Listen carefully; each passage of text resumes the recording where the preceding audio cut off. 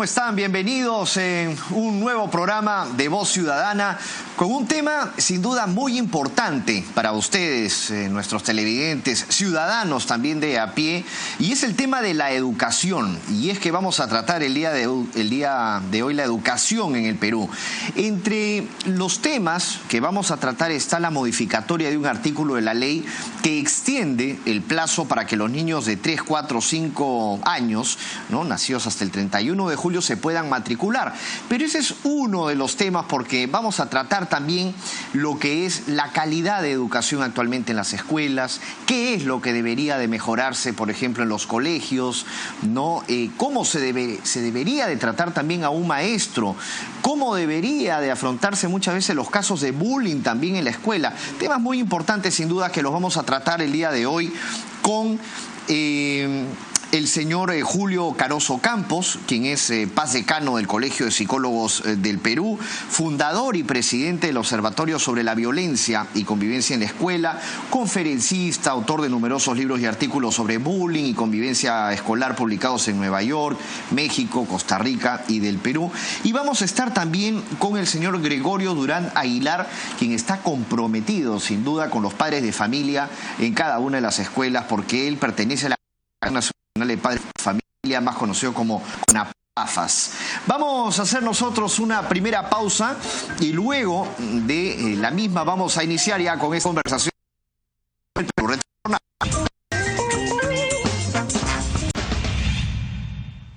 Bien, continuamos aquí en Voz Ciudadana. Le damos la bienvenida. ¿Cómo están, señores? Bienvenidos a Voz Ciudadana.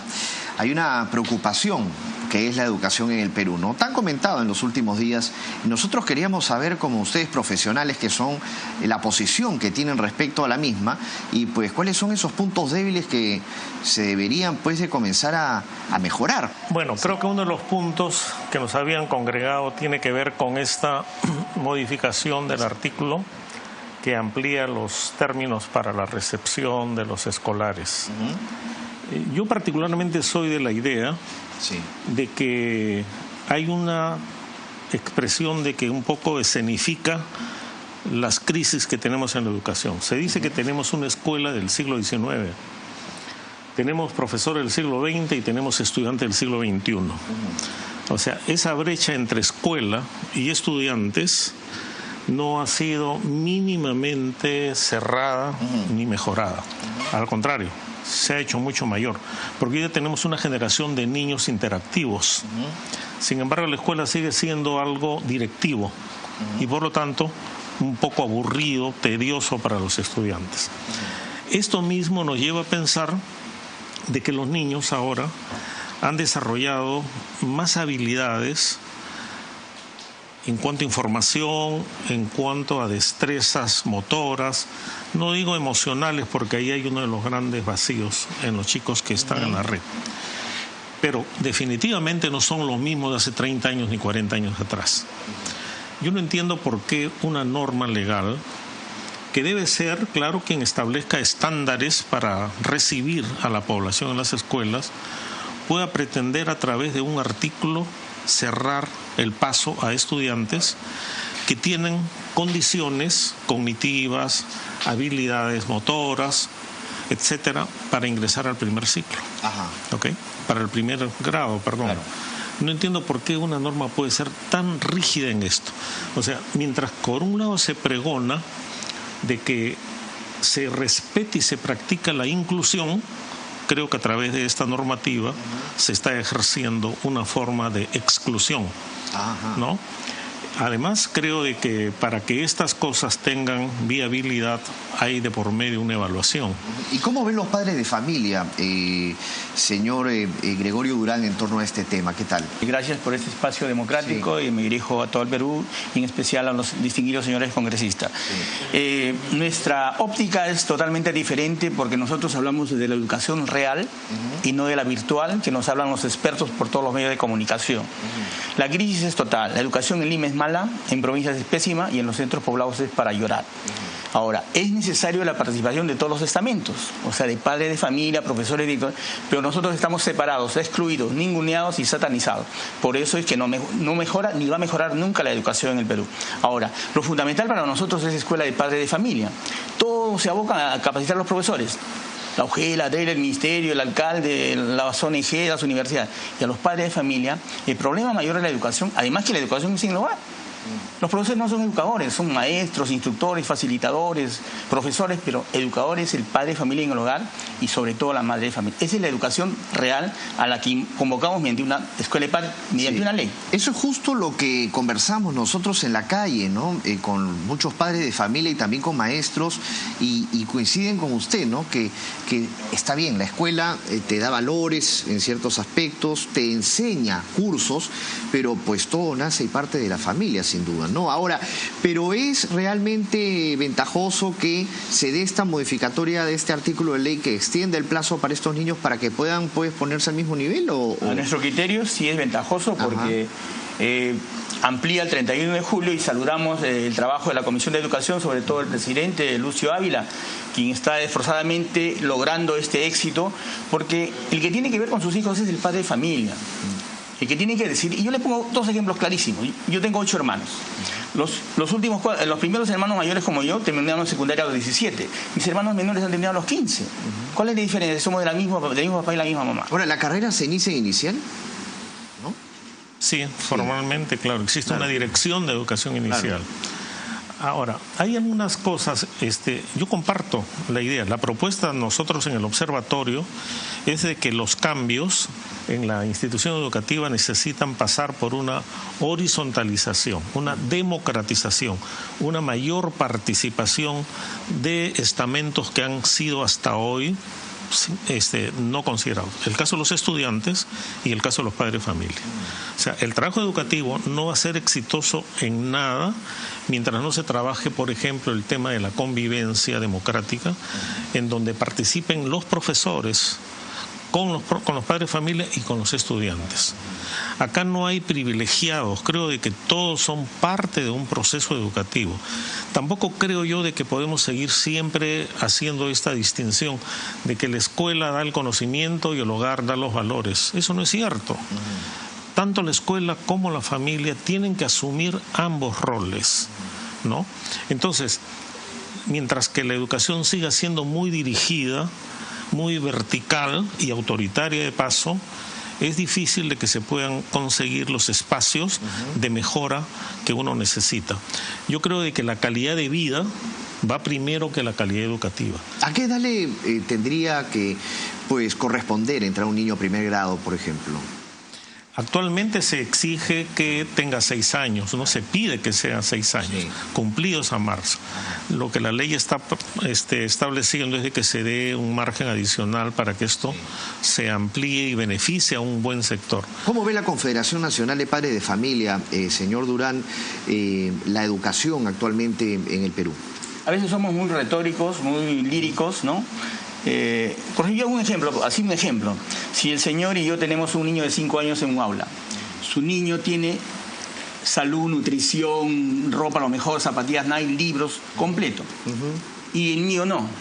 Es responsable, aplica el bullying, no tiene buena nutrición, no tiene nada. Pero mi niño cumple la edad que pone el gobierno, el ministerio, y pasa a primer grado. Pero él, a pesar de que tiene todo, buena salud y es excelente ese alumno, tiene que repetir o tiene que continuar en 5 años. Es un absurdo, ¿no es cierto? Es de acuerdo a las posibilidades económicas de los padres de familia. Y no vamos a comparar con un niño de la selva, por ejemplo, que está olvidada, porque los estudiantes de la selva se van a otros países a estudiar. ¿Se puede medir la madurez de los niños, por ejemplo, hablando de su especialidad, que es la psicología? Los criterios de madurez que se emplean en realidad son bastante genéricos y subjetivos. Se considera que un niño es maduro cuando tiene habilidades y competencias de relación social, de relación interpersonal. O sea, el niño que tiene cierto nivel de madurez en relacionarse, es el que se va a adaptar más fácilmente a la escuela, y esos son los alumnos que los profesores desean, que no sean muy disruptivos, que no sean muy tranquilos, sino fáciles de ser incorporados y uniformizados a un sistema que los profesores siempre eligen, que todos se parezcan en lo más posible para que no me genere muchas dificultades. Eso significa un poco también de que los profesores o el sistema está desconociendo lo que es la diversidad, que también se propugna reiteradamente, pero que en la práctica no se respeta. Ahora, para ambos, sin duda, uno de los temas es la modificatoria de este artículo de ley, ¿no? Que estamos tratando aquí en Voz Ciudadana, pero sin embargo también hay el otro tema, que es la calidad de la educación en el Perú. ¿Hemos mejorado en algo en los últimos años en la educación aquí en nuestro país? Seamos sinceros. Yo en lo personal no lo creo. No lo creo. La educación sigue siendo todavía muy memorista, muy dirigida. Los alumnos tienen poco protagonismo o ninguno. Es muy memorista, libresca, etcétera. Y nada de esto es lo que se necesita. Por ejemplo, hay mucha diferencia, por supuesto, en el ejemplo que voy a poner, pero dice Einstein que cuando él regresaba a su casa, su madre le preguntaba no cómo te fue en la escuela, sino qué buena pregunta le hiciste hoy al profesor. Habría que pensar si en nuestra realidad esas buenas preguntas a un profesor pueden ser bien acogidas, estimuladas y reforzadas. Entonces, esa situación de plano inclinado que existe en la escuela, en donde se secundariza a los alumnos y a los padres de familia, e incluso al personal que tiene que trabajar ahí en el proceso educativo, mientras esa situación se mantenga, creo de que vamos a mejorar muy poco. Además, la educación no es solamente matemáticas o lengua. La educación implica una serie de conocimientos y de aprendizajes, como se dice, para la vida. Y tiene que existir también, señor Durán, quizás pues especialistas en la materia, ¿no? Porque muchas veces en las instancias que tienen que ver con educación, pues hay personas que no saben sobre lo que son profesores o sobre lo que es, por ejemplo, cómo tratar a un alumno, ¿no? O algo de la currícula, ¿no? O sea, ¿qué opina usted? Hay que considerar que casi todos somos padres de familia. Los profesores, los directores, las autoridades tenemos doble rol ahí de profesor y de padre de familia, ¿no? Y nosotros insistimos en proyectos de ley. Mire, aprovecho esta Cámara del Congreso porque, mire, iniciativa legislativa es Escuela de Padres de Familia con carácter obligatorio. El año tiene 50 domingos, 3 domingos tiene que tener carácter obligatorio de 3 horas con certificado y debe ser el único requisito para postular a un cargo directivo de APAFA. También la creación de cooperativismo escolar. Falta solidaridad. La creación de colegios cooperativos para que entren a competir con los colegios públicos, ¿no? Y así una serie de que hayan departamentos psicopedagógicos, una psicóloga y una asistente, no lo hay, porque el decano nacional de colegios psicólogos y acudido no le interesa, ¿no? Que haya tutores, no hay tutores, Mario, no hay tutores. Los profesores, si usted es profesor de matemática, enseña 22 horas y 2 horas de tutoría, pero no enseña tutoría, enseña su curso porque está atrasado. Igual, si él es de lenguaje, no enseña. Entonces, ¿qué proponemos? Que el tutor sea de 12 aulas por 2 horas, 24, especialista en tutoría. No hay lo que tiene que haber. Entonces, por eso exigimos estas leyes urgentes, que las iglesias, todas las iglesias sin excepción, mientras creamos en Dios, tengamos fe en Dios, leemos la Sagrada Biblia, todas las iglesias deben construir sus propios colegios para que todos sus miembros vayan a estudiar ahí. Tenemos que desembalsar los colegios públicos, porque hay 40, 50 niños, cuando deben haber 30. Ahora, preocupa muchas veces, doctor Cardoso, que los mismos maestros en los pueblos alejados no puedan llegar a las escuelas porque tienen que cruzar ríos y tienen que caminar horas, ¿no? Yo creo que ahí hay que rescatar también algo muy importante, ¿no? La contracción, la dedicación, la responsabilidad de esos maestros, porque trabajan con todas estas adversidades que hemos mencionado. No obstante todo eso, ellos se esfuerzan por brindar toda su pedagogía a sus estudiantes. Pero por supuesto, no podemos seguir pensando de que si estos están muy motivados, eso es suficiente. El Estado tiene que interesarse, tiene que preocuparse en proveer a estos maestros Insisto, no solamente es el problema económico, porque por ahí dicen que a ellos se les da un adicional. No es el problema económico, es el problema de reconocer y apoyar su función, dándole condiciones más favorables para su trabajo. Y para eso creo de que hay una escasez en este momento por parte de las instituciones responsables. Claro. ¿No? Yo no conozco, en uno de esos sitios me encuentro, por ejemplo, cuando pido ir al baño, me llevan a un pozo ciego. Y en ese pozo ciego hacen sus necesidades niños. Sí. Están expuestos a una situación de desastre. De enfermedades, ¿no? También. De enfermedades. ¿Y qué se hace? Claro, ¿qué se hace? Eso es lo que vamos nosotros también. En el próximo bloque vamos a tratar el tema de lo que tiene que ver qué pasa si un niño es matriculado sin tener la edad normativa. También eso es importante conocerlo y saberlo, entre otros. Vamos a retornar con Voz Ciudadana y también con las encuestas. Bien, seguimos aquí en Voz Ciudadana, esta vez con la visita también del doctor Luis Antonio Mateo Muñoz, decano del Colegio de Profesores del Perú de la Región Lima, que le damos la bienvenida. ¿Cómo está, doctor Antonio Mateo? Bienvenido. Gracias. Doctor Luis Antonio, ¿qué opina sobre esta modificatoria de este artículo de ley? ¿Es beneficioso para los niños? En primer lugar, las normas no deben ser cumplidas al pie de la letra. Las normas son referencias y por lo tanto sujeta a flexibilidad, a criterios del momento, a criterios de carácter sociológico, psicológico, educativo, del medio ambiente y de todos los factores que intervienen.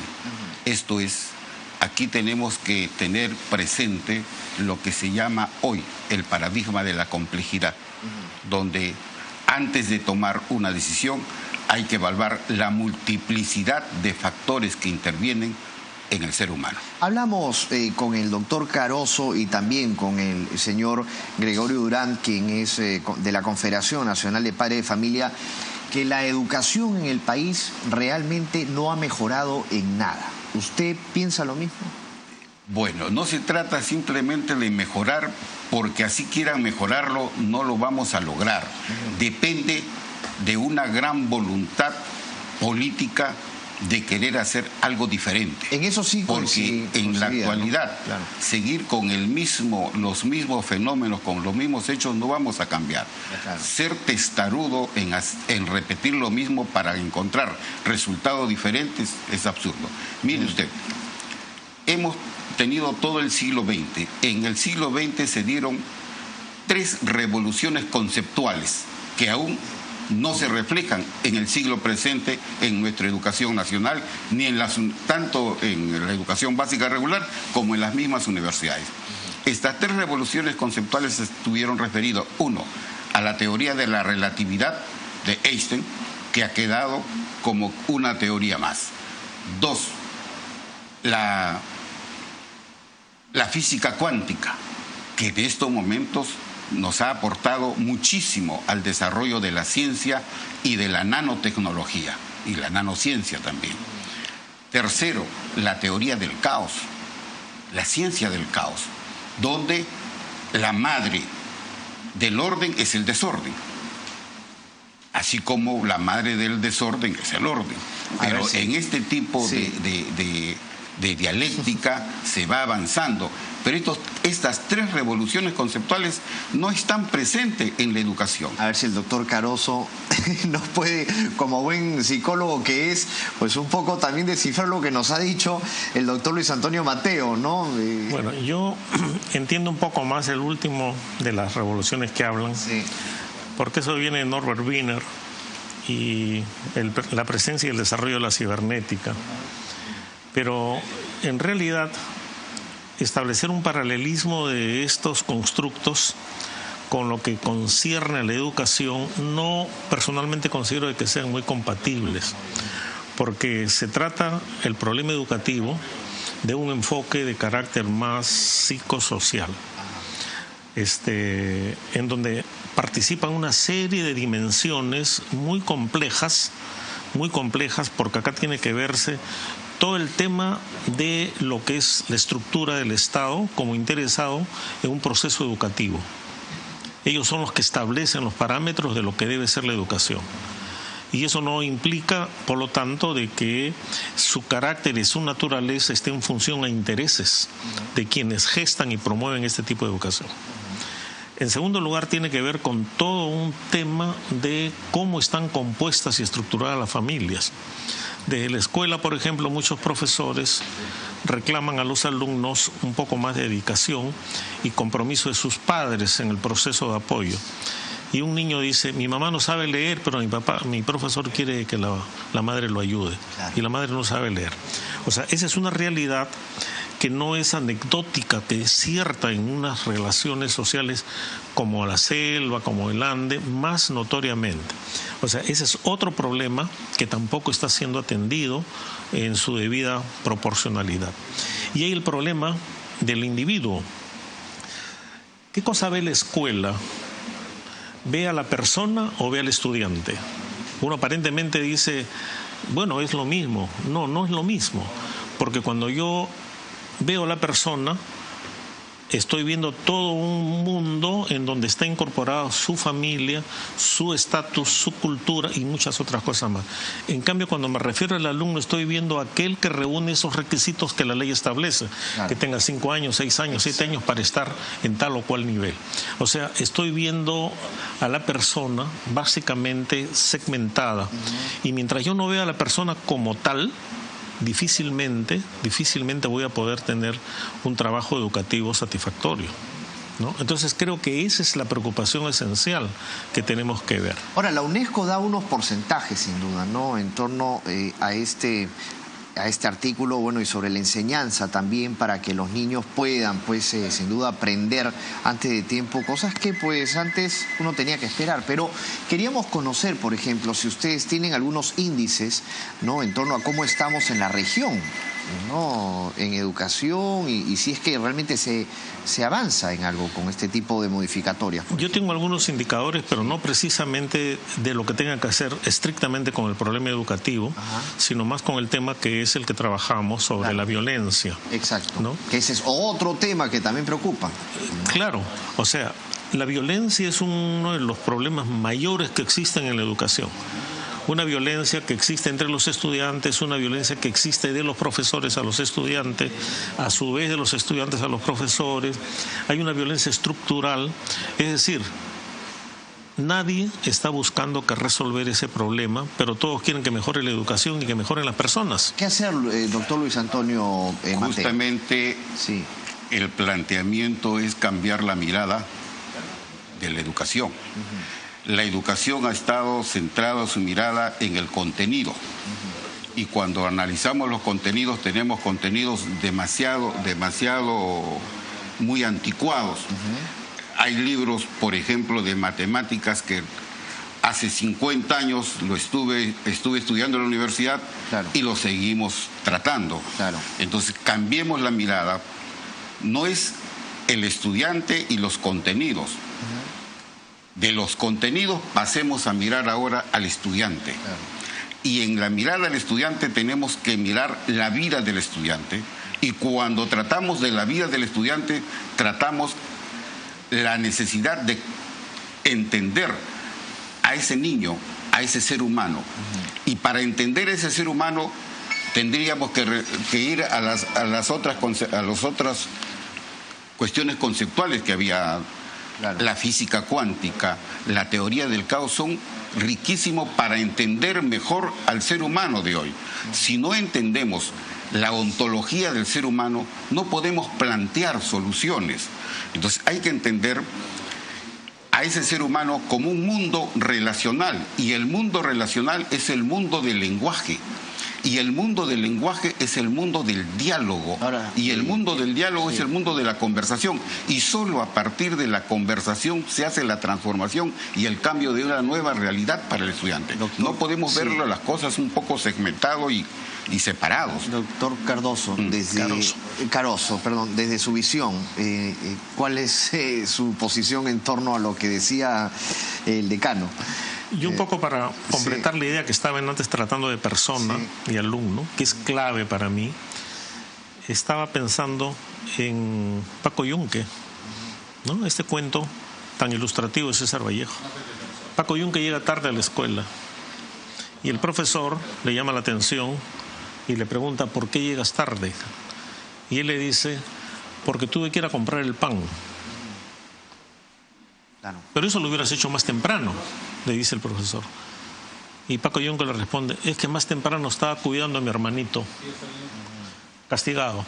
O sea, el profesor no está haciendo la distinción, lo que antes decía, entre persona y todo lo que le involucra como responsabilidad con el estudiante. Y a eso quiero entrar también, ¿no? Que muchas veces en la evaluación de los maestros, quienes son los que se presentan para poder trabajar, elaborar en un centro de estudios, muchas veces no está tan capacitado, ¿no? ¿Cómo hacer con esa problemática? Porque los maestros, y también ahí, también el doctor Caroso sabe, psicológicamente no están listos para poder atender las necesidades de los alumnos en las escuelas. ¿Qué hacer? El gran problema central es que la forma de pensar que ha venido desarrollándose en la formación de los maestros, en la formación de la familia y en la formación del estudiante son formas de pensar demasiado segmentada. Entonces, tenemos que cambiar esa forma de pensar si es que queremos cambiar la educación. Ajá. Y cambiar la forma de pensar es justamente entender que la educación es esencialmente la vida y la vida está relacionada directamente a la felicidad. Pero para llegar a la felicidad se llega a partir del entendimiento, a partir de la comprensión, a partir del uso intenso del diálogo, que es el lenguaje. Y es el lenguaje, es la conversación, es la pedagogía de la conversación la que va a transformar a cada ser humano. De aquí, lo que yo pensaba de usted o usted pensaba de mí, vamos a salir diferente. Porque es la conversación la que nos permite cambiar y crear nuevas realidades. Y podríamos estar horas, ¿no, doctor Caroso, hablando sobre la educación en el Perú y su problemática, pero ya para ir cerrando y también sacando algunas conclusiones, estamos realmente contra el tiempo muchas veces, ¿no? A diferencia de otros países. Vemos la educación en países de la región y a veces estamos nosotros en cierta desventaja. Pero vamos a la realidad con lo que tenemos. ¿Cómo poder mejorar, según usted, el doctor Caroso, la educación en el Perú? ¿O por dónde empezar? Igual la misma pregunta para usted.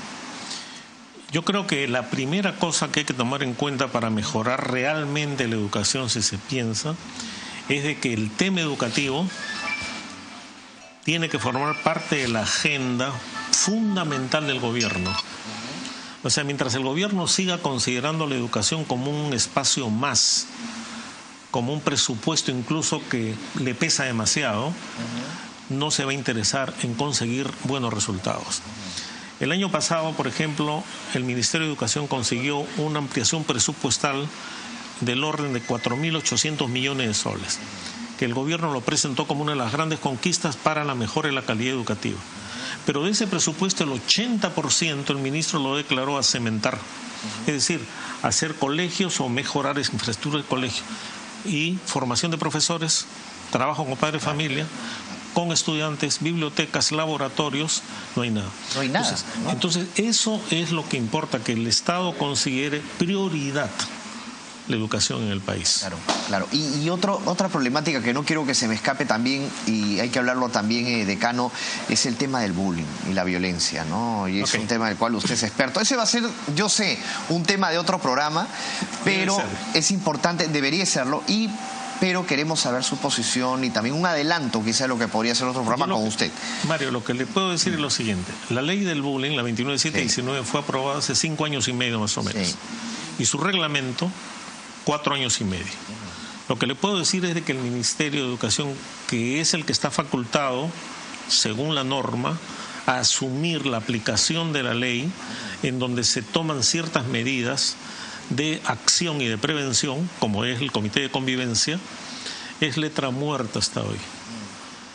Se hacen muchas propuestas que a mí no me convencen, sino que son de alto riesgo. Por ejemplo, hace poco han constituido un nuevo organismo en las instituciones educativas para ayudar a combatir la violencia, que se llaman los jueces escolares.